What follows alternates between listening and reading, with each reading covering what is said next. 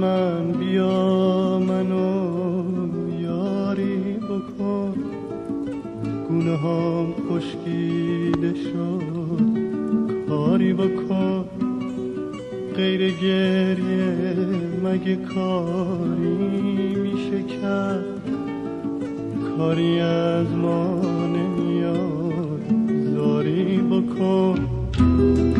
اون که رفته دیگه هیچ وقت نمیاد، تا قیامت دل من گریه میخواد.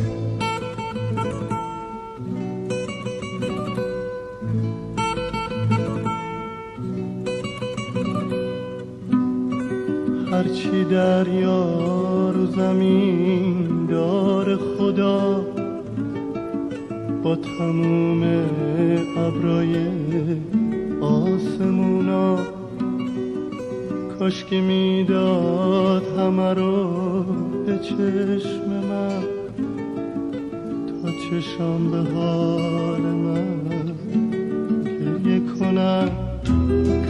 اون که رفته دیگه هیچ وقت نمیاد، تا قیامت دل من گریه میخواد.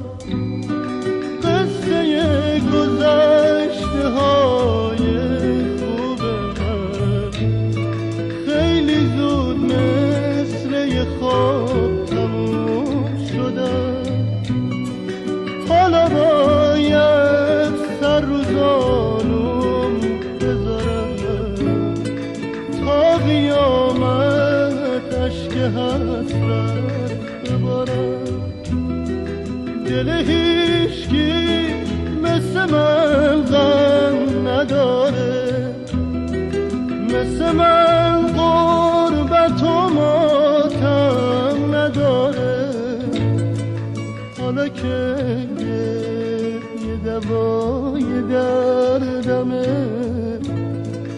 چرا چشمم اشکشو کم میاره؟